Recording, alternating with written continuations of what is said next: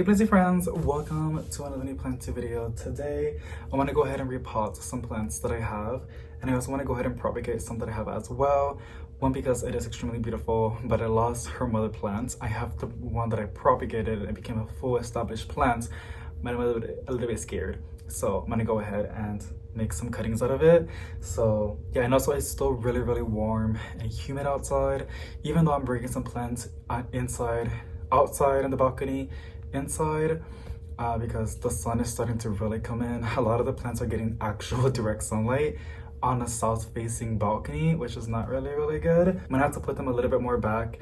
Even though I'm bringing some plants on the balcony inside, I can still go ahead and propagate some, and that's exactly what I want to do. I want to take advantage of the warmth and the humidity and bright and direct light the balcony is getting, which helps propagate plants really easily. So I'm gonna go ahead and show you the plants I want to repot, and then we're gonna go straight into the propagating because I'm getting a little bit impatient. I just want to get straight into it because I just want to propagate some plants first, to be honest. But we're gonna repot this amazing golden mosaic or never plant. It is really gorgeous. It's a classic, and she is in this planter. We did repot her from a 4-inch to a 6-inch, but she's starting to get pretty big. And we got these new planters from the previous video. We went to Walmart to find some plants as well, see what other planters they have on clearance, and they had some new ones. I think this was for $3.50, which is a really good price, and I think it's a pretty good decent size upgrade. It is drying out way too fast. Even though it's a pretty hardy one, it can stand a little bit of drought. I'm pretty sure it would be a lot more happier if it's staying a little bit more moist than usual. So we're gonna put her on this, what is it, like an 8-inch? It says 6-inch. It's a 6.5-inch, so like by 0.5, but you can see the bottom is obviously more spacious. So that's exciting, and it's gonna look really nice in there too. Since we went to that Walmart and got some planters, I also got some other planters that were on clearance for $3. They were $8, but we got them for $3. And it's these classic ones that I've been wanting for super long, but I just didn't want to pay the full price because I'm cheap like that sometimes. And I also know how this works, and I wasn't really in a hurry, and I know I will get them for a really good deal, and I did. So we got this beautiful planter. I love the little flowers, like wildflowers and stuff like that. And we're gonna put this Taniki or Burgundy? Ruby. We're gonna put this Ficus Ruby here because it is also drying out way too fast, and yeah, it's just gonna benefit a lot more, and it also needs some fresh soil.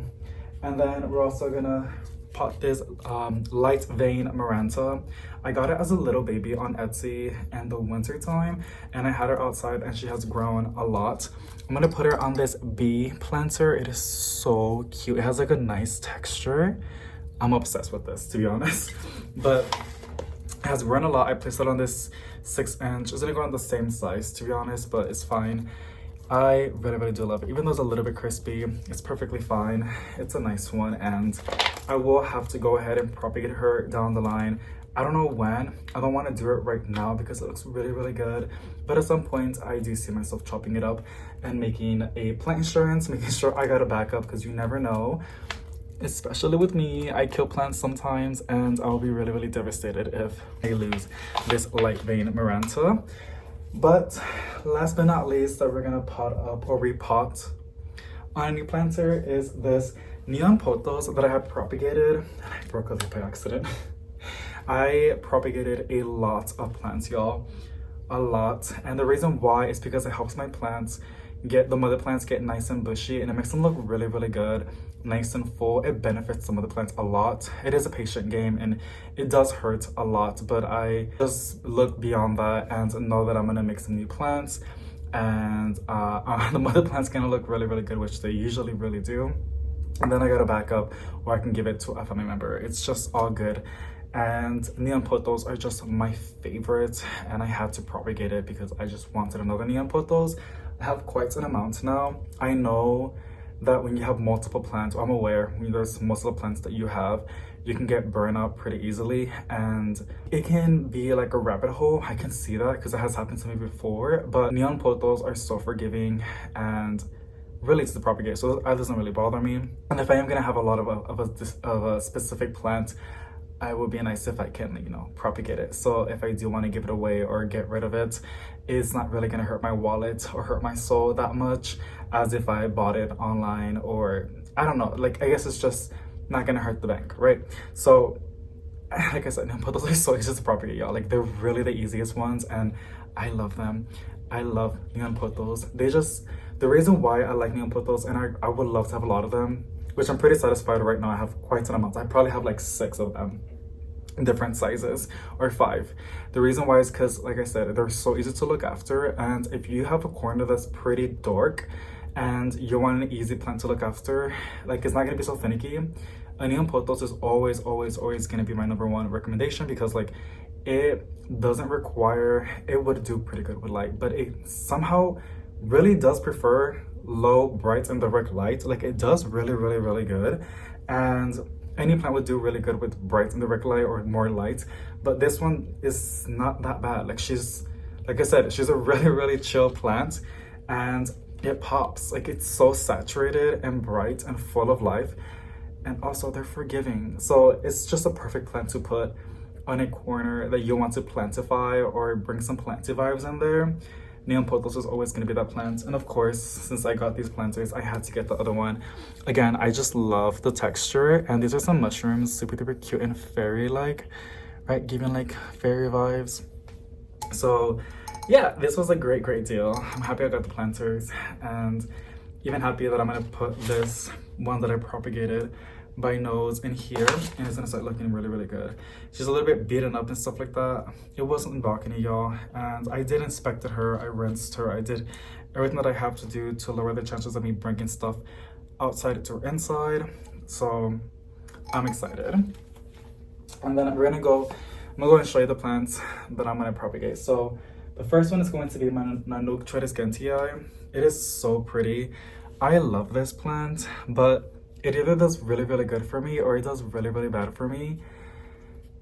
The mother plant is outside, and I think it's just from the heat. It is way too hot outside. I don't think it likes it that much, but this one's just been really chilling and vibing and looking gorgeous. And obviously when I chop it, it's gonna get nice and bushy. On top, it's gonna put out more shoots, which is what I want, because getting pretty leggy, which I don't really mind the aesthetic, is pretty nice. I don't mind how it looks, but I don't have backup, and I want to make sure I got a backup.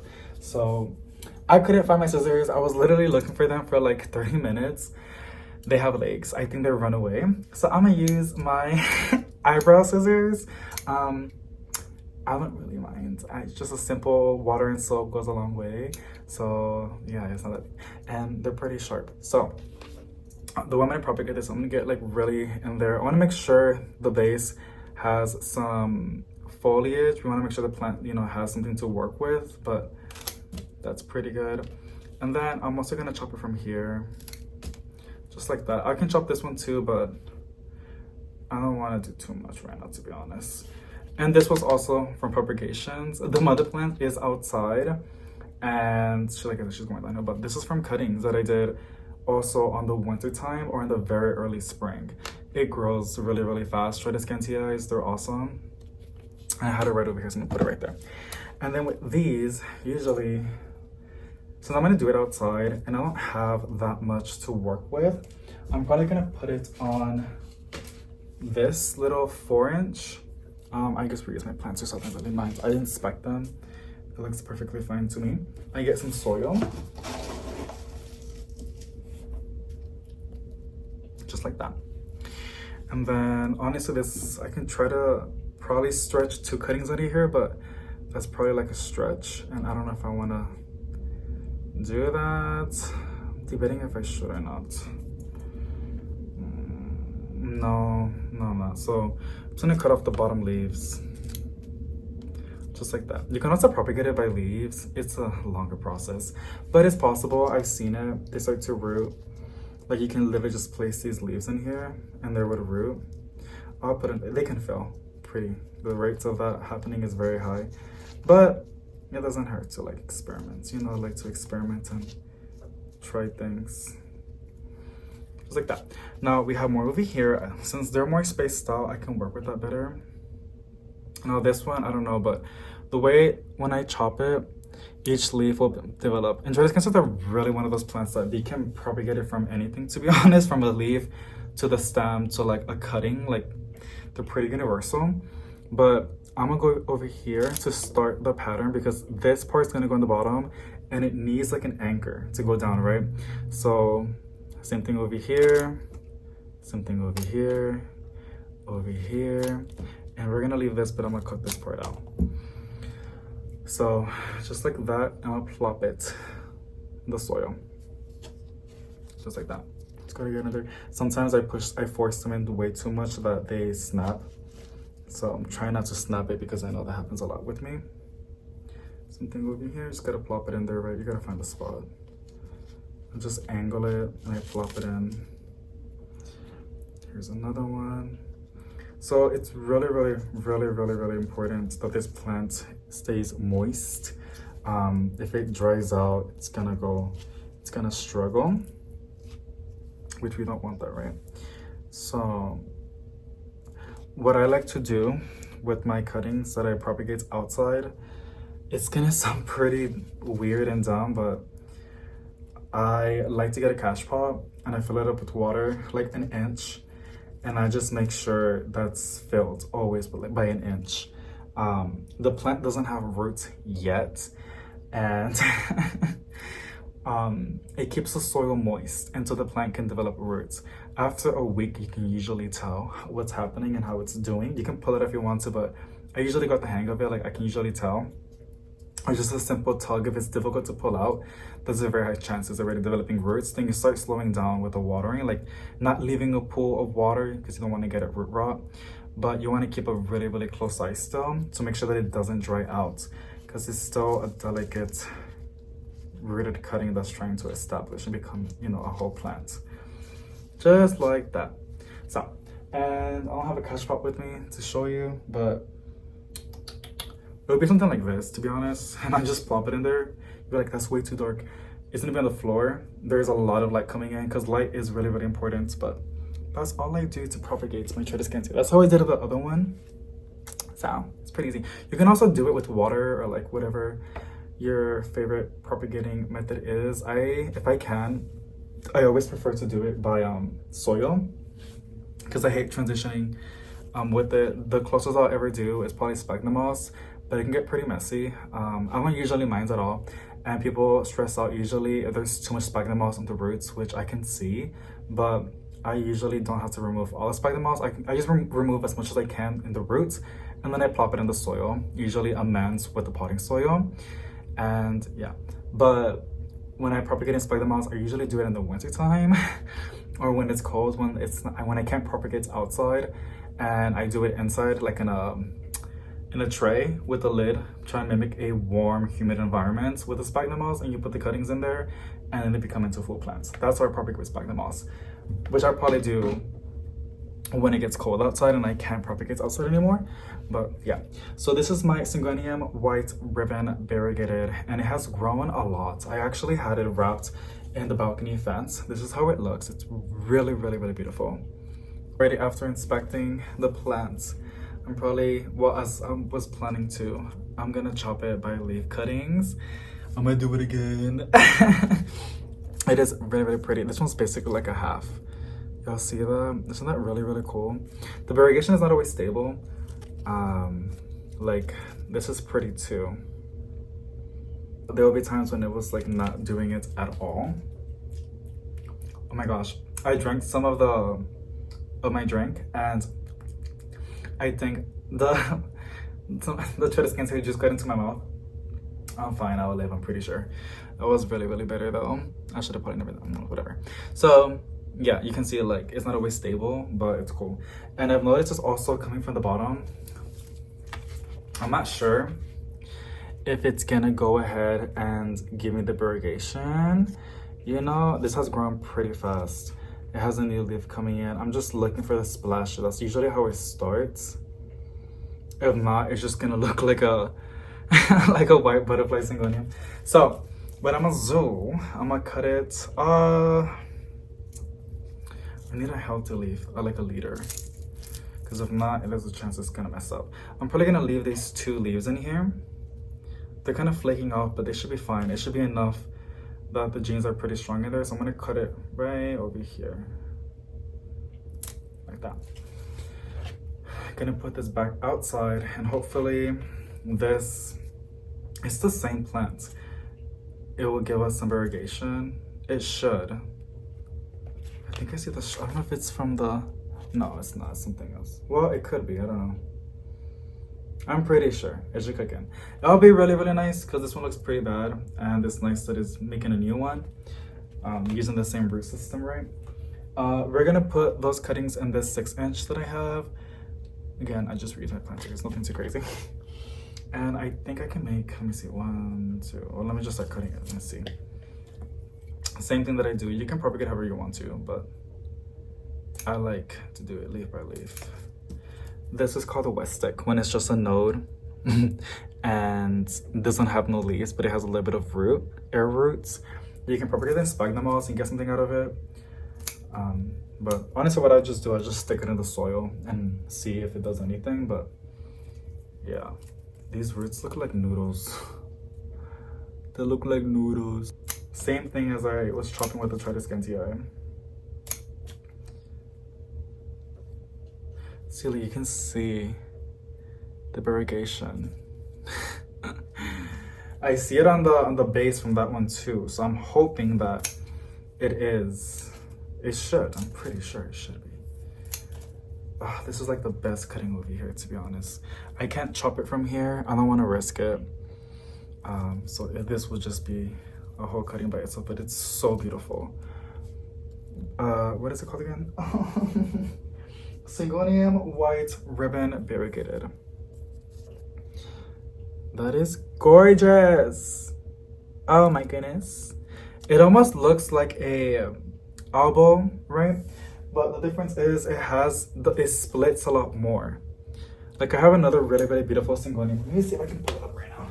This one's also called ribbon. Look at that. This is called gray ribbon. It's a Syngonium. Beautiful. So let's get to it. Let's fill this up with some soil.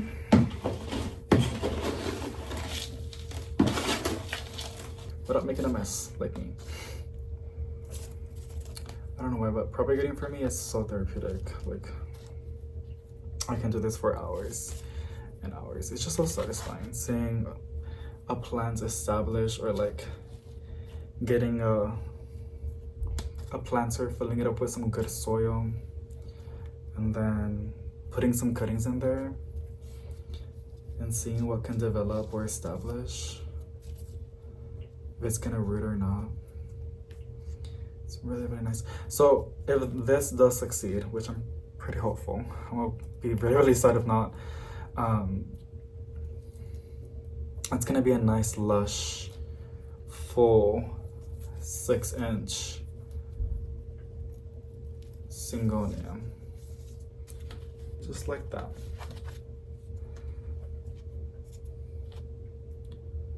Fun. And then, same dilemma, I'm gonna put it outside with a cash pot so it can root happily.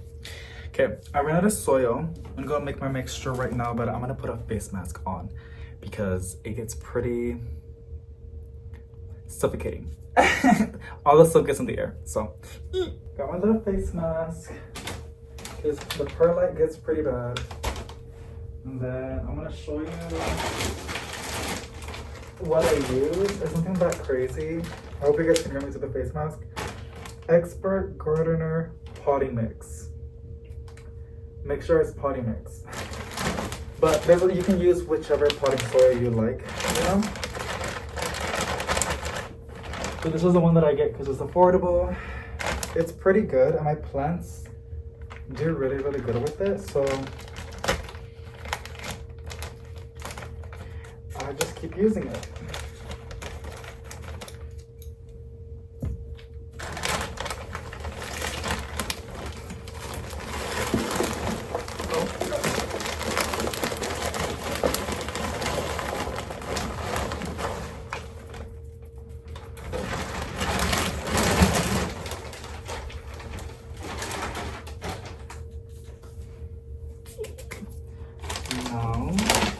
perlite.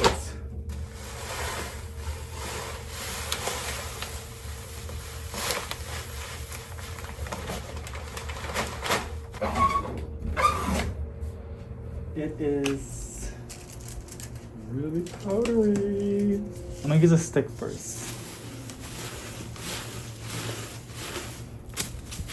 Also, I like to usually add orchid bark mix, but I don't have any more. That's just really good to make it nice and chunky for your plants, but this should be fine.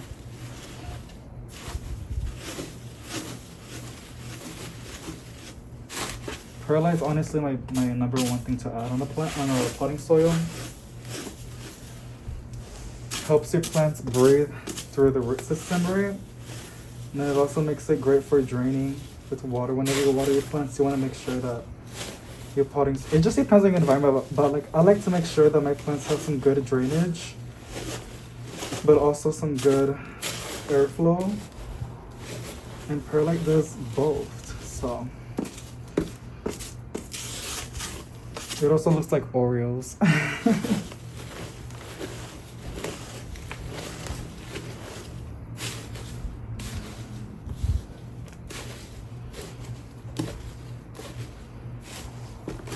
People usually tell me to use my hands. I find it easier with the stick. I don't know.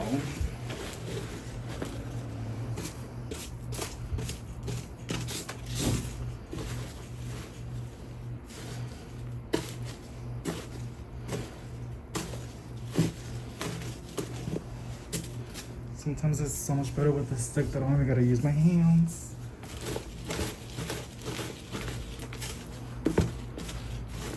The perlite likes to hide in the walls.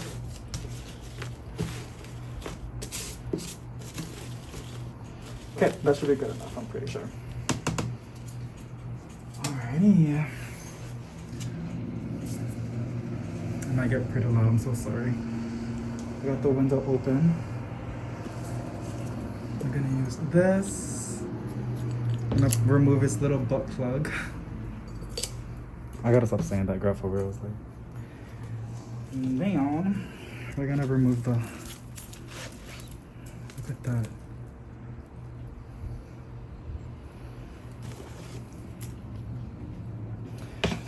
I just want to do this. No.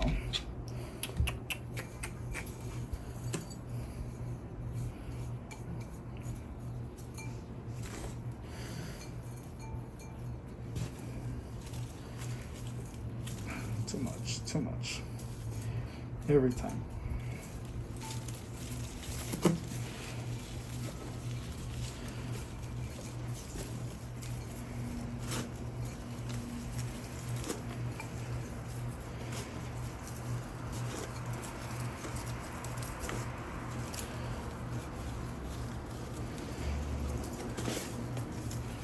I know this plant gets really, really tall, almost like a bush. Whenever that happens, I'm gonna chop it because I don't want to keep it too big. So, because I've seen how big these can get, you know, when they're super duper happy. And it has been growing really, really fast. But there you go. Look at that. Gorgeous. Okay, now we're gonna do the ficus.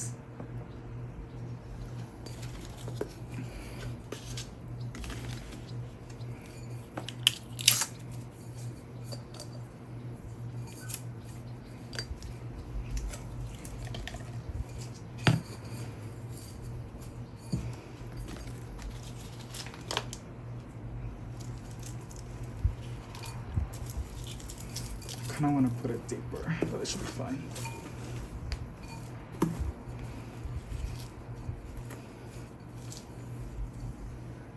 I think this one next year I'm probably gonna chop it so it can get bushier, because I just want a big stick. I mean, it looks really nice right now for me, but I do want to make it look like a little tree.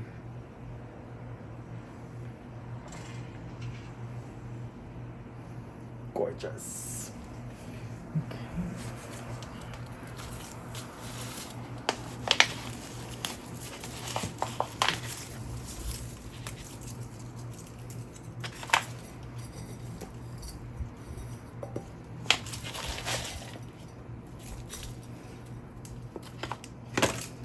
That was pretty aggressive.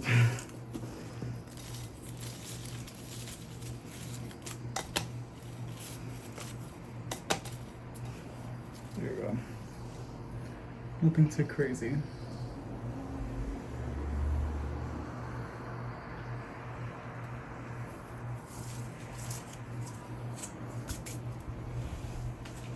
And last but not least, this beautiful neon photos. Forgot to take some of the. Okay. Ooh, almost forgot to take off the.